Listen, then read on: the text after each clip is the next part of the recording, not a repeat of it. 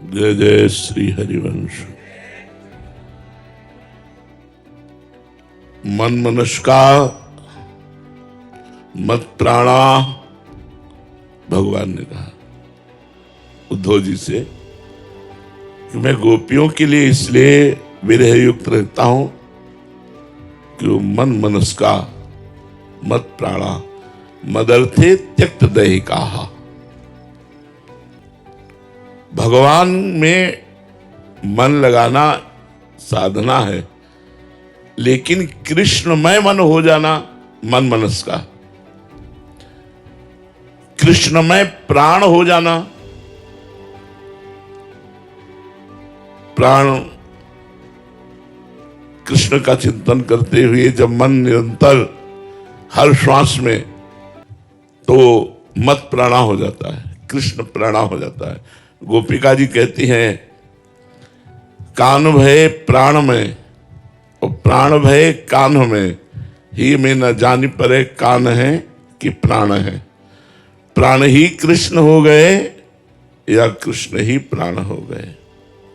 मन मनुष्का मत प्राणा मदर्थे त्यक्त दैहिका, मेरे लिए समस्त देह के आचरण समर्पित करना, यह है भगवत प्राप्ति। भगवत प्राप्ति का स्वरूप क्या है? भगवान में मन हो जाना, भगवान में प्राण हो जाना और देह के समस्त आचरण समस्त विलास केवल भगवान के लिए। अब बोले इसका साधन क्या है? तो बोले संत। बिना संतों के ये बात नहीं हो सकती। अगर संत संग नहीं मिला तो मन मनस का मत प्राणा मदर्थे त्यक्त देहिका, ये स्थिति नहीं आ सकती। इसलिए कहा है तुलयाम लवे ना पिन्ना स्वर्गम ना अपनर्भवम, भगवत संग संगस्य मर्त्यानाम किमुताशिषा। तुलना नहीं की जा सकती संत संग से, मोक्ष सुख की भी, स्वर्ग सुख की भी और मृत्युलोक के सुख की भी। अगर ये तीनों सुख मिला दिए जाए तो भी संत सुख के बराबर नहीं। जो भगवत प्रेमी महात्माओं का संग है उसके बराबर नहीं। तात स्वर्ग अपवर्ग सुख धरी तुला एक अंग, तूलनताय सकल मिली जो सुख लव सत्संग। लव मात्र क्षण मात्र के सत्संग से जो हमें लाभ मिलता है और कहीं किसी से नहीं मिल सकता। संत का स्वभाव होता है सबका मंगल करना। जो पैसा चाहना, मान प्रतिष्ठा चाहना, भोग चाहना, यश कीर्ति चाहना, ऐसा जा ही ना चाहे कबो कछु। चाह जिसके अंदर मिट गई है वही संत है। चाह मिटी चिंता मिटी, मनुआ बेपरवाह, भगवत चिंतन परायण महापुरुष। ठिकरी फारी फकनी करे ताको नाम फकीर। जिस फिकर माने होती चिंता, चिंता को ही मिट्टी में मिला दिया, कोई चिंता नहीं, कोई चाह नहीं। बोले संत सबका मंगल करते हैं। अगर वो गुस्सा हो जाए, साप दे दे तो भी तुम्हारा मंगल होगा, मंगल नहीं हो सकता। जैसे देवर से नारद जी गुस्सा हो गए, नलकुबर मणिग्रीव के ऊपर नंगे नहा रहे थे गंगा जी में, शराब भी पिए थे और अप्सराओं के साथ केली कर रहे थे। देवर्षि नारद जी ने देखा देवताओं में सर्वश्रेष्ठ कुबेर के पुत्र होकर मदिरा पान करके भगवती गंगा में ऐसे निर्वस्त्र स्नान करना, इनको दंड की जरूरत है। बहुत बड़े हैं, इनको कोई दंड दे नहीं सकता। कुबेर के पुत्र है, त्रिभुवन का खजाना कुबेर के पास है, धनाध्यक्ष कुबेर। अप्सराएं तो डर कर वस्त्र धारण करके चरणों में गिर पड़ी, पर वो नशे में उन्मत्त गर्भ में खड़े रहे। प्रणाम कर लेते तुरंत तो शायद बच जाते, देवर्षि नारद जी ने कहा तुम जड़वत वृक्ष की तरह दोनों खड़े रहे और ऐसी अपवित्र दशा में मदिरा पिए निर्वस्त्र, तुम्हें अहंकार है ना, तुम्हारे पिताजी कुबेर है, तुम्हें शाप देते हैं, जाओ दोनों वृक्ष बन जाओ। यमला अर्जुन, यमल माने होता जुड़वा, यमला अर्जुन के नाम से दोनों वृक्ष रूप में नलकुबर मणिग्रीव नंद बाबा के घर के सामने बने। लाल जी को जब उखल में बांधा गया तो उखल सहित घसीट कर दोनों वृक्षों में फंसा दिया, मारा झटका, दोनों वृक्ष उखड़ गए और भगवान गोविंद का साक्षात्कार नलकुबर मणिग्रीव को हुआ। ऐसे हम वरदान कहे कि साफ कहे, मुनिन कर क्रोधो मुक्ति दातार। अगर कोई साधु महात्मा गुस्सा हो करके कुछ कह भी दे तो परिणाम उसका मंगल होगा, क्रिया मंगल होगी। अब अमंगल क्रिया कहां, कुबेर के पुत्र पेड़ बने खड़े हैं, लेकिन परिणाम मंगल होगा, भगवान की उनको प्राप्ति हुई। तो संत का संग सबका मंगल करता है। केवल इतनी ही बात नहीं, संतों में भगवान के भजन से ऐसी शक्ति आ जाती है कि उनका संस्पर्श जिसको हो गया उसको मालूम भी नहीं चलेगा और उसको भगवत प्राप्ति हो जाएगी। इतनी बड़ी महिमा है। संस्पर्श दो प्रकार से होता है, एक होता है वाणी से, हमारी वाणी गई और आपके हृदय को छू गई, और एक होता है दृष्टि संकल्प, हमारी दृष्टि गई और संकल्प बना, तो दोनों संस्पर्श से निश्चित भगवत प्राप्ति हो जाती है। संत का मिलना बड़ा दुर्लभ है। महत् संगस्तु दुर्लभो, देवर्षि नारद जी ने कहा, महापुरुषों का संग मिलना बड़ा दुर्लभ है। संत को ना पहचान करके यदि हम उनकी सेवा, उनकी आज्ञा का पालन करें तो कल्याण हो जाएगा। अगर पहचान कर करें तो बहुत जल्दी भगवत प्रेम की प्राप्ति हो जाएगी।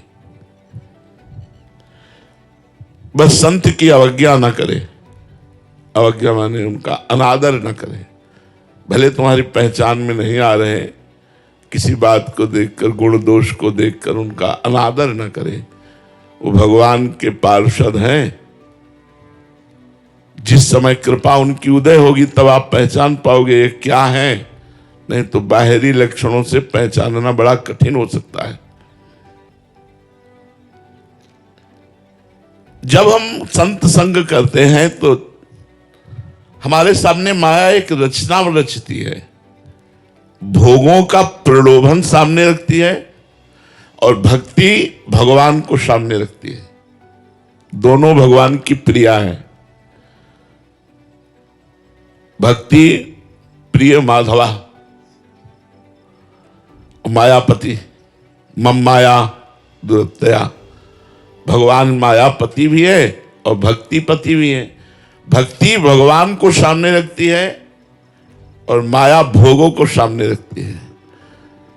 जब बड़े भाग्य से हमें संत संग मिलता है तो पता चलता है कि हमारे जीवन का लक्ष्य भगवान है, भोग नहीं। पर अनेक जन्मों से इतना आकर्षण भोगों का है कि भगवान अच्छे नहीं लगते और भोग अच्छे लगते हैं।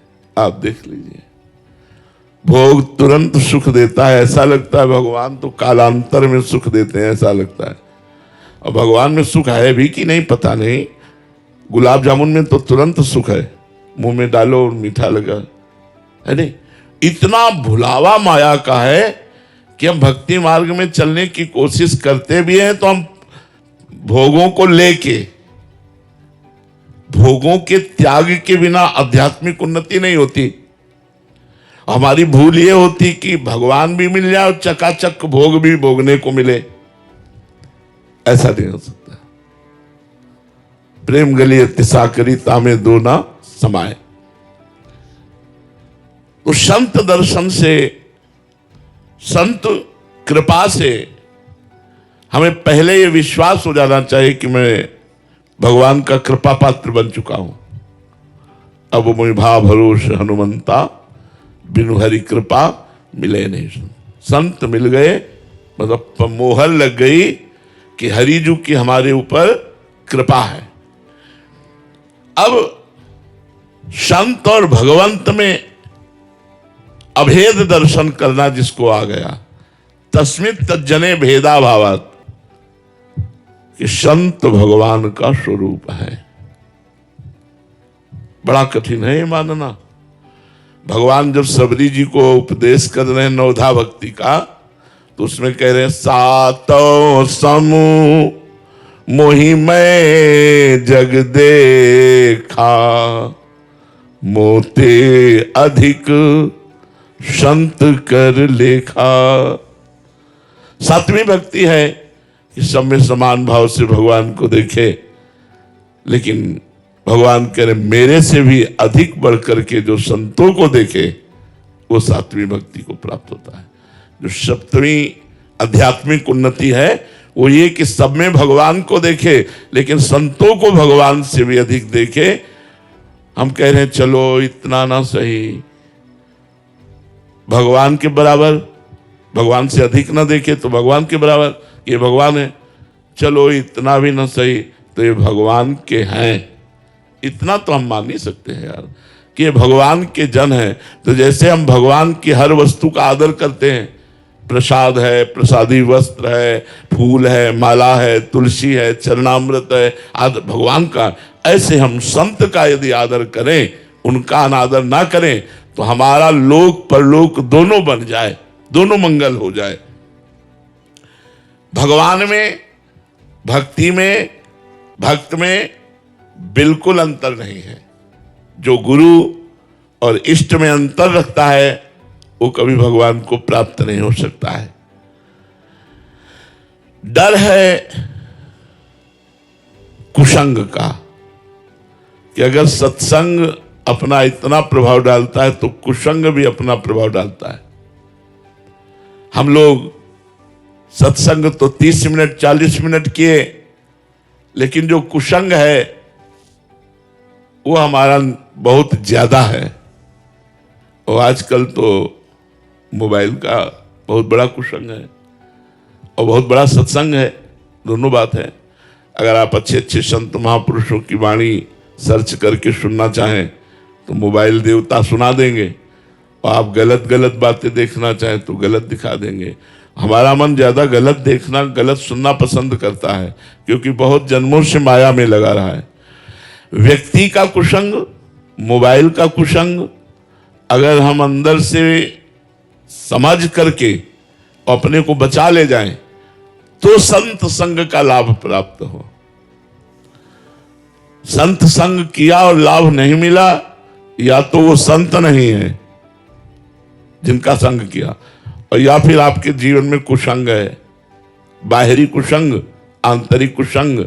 दोनों कुसंगों का यदि त्याग कर दे तो संत संग से लौकिक पारलौकिक दोनों सिद्धियां प्राप्त हो जाती है। लौकिक भी और पारलौकिक भी प्राप्त हो जाती है। संतों को कल्पतरु कहा गया है।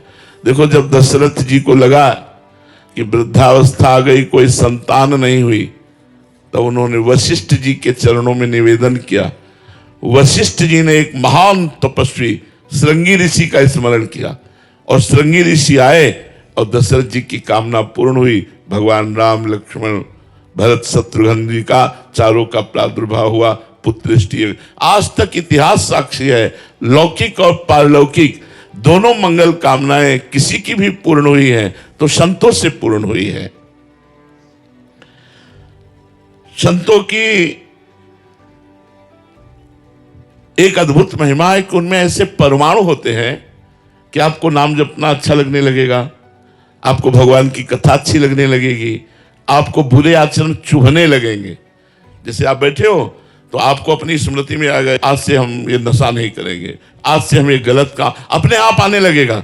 सत्संग का प्रभाव है कि अपने आप आपके गलत आचरण आपको चुभने लगेंगे और अच्छे आचरण करने की आपके अंदर इच्छा होने लगेगी कि आज से मैं नाम जप करूंगा, आज से मैं सत्संग सुनूंगा, आज से मैं भगवान की कथा सुनूंगा। संतों का अवगाहन करना सब तीर्थों से भी बढ़कर, तीर्थी कुर्वन्ति तीर्थानि, संत जन तीर्थों को भी तीर्थत्व प्रदान करते हैं, क्योंकि नाम जब चलता रहता है। एक बार भगीरथ जी ने जब गंगा जी को प्रसन्न किया तो गंगा जी मृत्यु लोक में आने के लिए तैयार हुई ब्रह्मलोक से। भागीरथ से कहा कि जब मैं ब्रह्मलोक से गिरूंगी तो सीधे रसातल पहुंच जाऊंगी, मृत्यु लोक में बीच में रोकेगा कौन? पहली समस्या। और दूसरी समस्या है, मृत्यु लोक के पापी लोग हमारे में स्नान करेंगे तो सारे पाप हम में हो जाएंगे, तो हम निष्पाप कैसे होंगे? तो भागीरथ जी ने तपस्या करके भूत भावन भगवान शंकर को प्रसन्न किया और कहा गंगा जी को आप रोकिए। कहा रोक लेंगे, ब्रह्मलोक से गंगा जी आएंगे, उनको रोक लेंगे। फिर उपाय पूछा भगवान से कि गंगा जी निष्पाप कैसे होंगी? तो उनका जो साधु निरपेक्ष है, किसी से आशा नहीं रखते और निरंतर भजन परायण है, एकमात्र भगवान के आश्रित हैं, वो संत जब तुम में स्नान करेंगे तो गंगा निष्पाप हो जाएंगी। जब गंगा जी ब्रह्मलोक से नीचे की तरफ उतरी तो अपनी जटाएं खोल दी भगवान शंकर ने। आओ, हरि का चरणामृत है ना, निगाह से भी रोक सकते थे, नेत्र से भी, ऐसे भी रोक सकते थे, लेकिन जटाएं जटा कटा संभ्रमम भ्रमण नीलम निर्झरी विलोलवी चिवल्लरी विराजमान मूर्धनी बांध दिया। भागीरथ जी ने कहा खोलो, तो वहां से लाए ब्रह्मलोक से और तो आप अपनी जटाओं में ही रोक लिया। तब 3 धाराएं प्रकट हुई। जो देवता लोग जिसमें स्नान करते हैं देवगंगा जिसे कहते हैं अलकनंदा, मनुष्य जिसमें स्नान करते हैं वो भागीरथी, और नीचे के लोग के जिसमें स्नान करते हैं वो मंदाकिनी। अलकनंदा, भागीरथी और मंदाकिनी के रूप में गंगा जी प्रकाशित हुई। तो जो संत भगवान के निरंतर भजन में लगे हैं वो जब गंगा जी को स्पर्श करते हैं तो निष्पाप हो जाती। जब गंगा निष्पाप हो जाती तो हम पापी जन क्यों नहीं निष्पाप हो जाएंगे? संतों के संग से। संतों के हृदय में भगवान प्रगट निवास करते हैं। भगवान तो सबके हृदय में निवास करते हैं, पर माया का पर्दा लगा के निवास करते हैं, सतोगुण रजोगुण तमोगुण। तो इन 3 पर्दों, एक पर्दा लगा हो तो नहीं दिखाई देता, फिर 3 पर्दा लगा हो, सफेद लाल और काला, श्वेत वस्त्र की तरह सतोगुण, अरुण वस्त्र की तरह रजोगुण और काले कपड़े की तरह तमोगुण। 3 पर्दा लगे हैं और भगवान हृदय में बैठे हैं। और जब भजन किया जाता है तो त्रिगुणातीत तीनों पर्दे हट जाते हैं और भगवान हृदय में प्रकाशित हो जाते हैं। वो आंख खोले चाहे आंख बंद करे, वो प्रिया प्रीतम का ही दर्शन करता रहता है। ऐसे संतों के दर्शन से अकथनीय लाभ प्राप्त होता है। अकथनीय माने जो वर्णन नहीं किया जा सकता। बस तन से, मन से, धन से, सब प्रकार से हम ऐसे संतों की सेवा करें, उनका सेवन करें, उनकी आज्ञा का पालन करें। संतों की वाणी का यदि हम अनुसरण करें तो हमारा परम कल्याण निश्चित है। पर सुन करके उसका मनन करें। श्रोता सोई परम सुजान सुनत चित रति करे।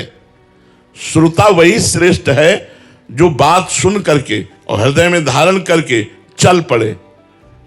ऐसे सत्संग न सुने। जैसे एक सेठ जी धनी मानी, उनकी बहुत बड़ी दुकान, सब ऐश्वर्य चल रहा था, उनको था सत्संग रोज सुनना चाहिए, तो रोज सत्संग सुनते थे जाके। 10 वर्ष से सत्संग सुन रहे थे। एक दिन उनको किसी रिश्ते नातेदारी में जाना हुआ तो अपने लड़के से कहा सत्संग सुने आना, हमारा नियम न टूट ना पाए। वो सत्संग सुनने गया तो उस दिन गौ माता की महिमा का वर्णन हो रहा था कि यदि गाय तुम्हारे खेत में भी चल रही है, अगर आपको नहीं सहन होता तो प्यार से आप हटा दीजिए, मारिएगा नहीं। वैसे चाहिए तो कि हटाइएगा नहीं, पर अगर धैर्य नहीं है तो आप डंडा लाठी मत मारिए। ऐसा। अब वो नया लड़का सुबह ही जा करके आटा की बोरियां खोल करके जैसे रखते हैं, मैदे की, बेसन की सब, और सुबह सुबह ही गाय आ गई, बेसन में मुंह मारी, खाने लगी, वो हाथ जोड़ के खड़ा, सत्संग सुनाता ना, हाथ खिलाने। सेठ आ चुके थे, सेठ सुबह आए, तुझे दिखाई नहीं दे रही गाय? तो उन्होंने कहा सत्संग में भेजा था, सत्संग में संत भगवान ने कहा गऊ यदि खा रही हो तो उसे डंडा नहीं मारना चाहिए, उसे हटाना नहीं चाहिए। अरे बोले 20 साल से सत्संग सुन रहा हूं, एक भी बात में मेरे फर्क नहीं पड़ा, तेरे में एक दिन में फर्क पड़ गया। बातें मानी नहीं जाती, सुनी जाती है, निकालती जाती है। ऐसा सत्संग न सुने। यदि संतों की वाणी का हम अनुसरण करें तो सत्संग से हमें जो लाभ प्राप्त होगा वो मोक्ष, स्वर्ग और मृत्युलोक के सुखों से भी सर्वश्रेष्ठ है। एक मनुष्य है जो संतों के पास रहता है पर उन पर श्रद्धा नहीं करता, उनकी आज्ञा का पालन नहीं करता। ऐसा मनुष्य विशेष लाभ नहीं ले पाएगा। इससे पास है, श्रद्धा में फर्क है, आज्ञा पालन नहीं, तो विशेष लाभ नहीं। और एक है बहुत दूर रहता है पर वो मानता मेरे भगवान है, मेरे भगवान है, और उनकी हर बात मानता है, वो विशेष लाभ ले जाएगा। जो दूर वाला है वो विशेष लाभ ले जाएगा। मनुष्य को अपनी बुराइयों से विजय प्राप्त करके और अच्छाइयों पर कदम रख करके चलने का जो बल मिलता है वो संत से मिलता है।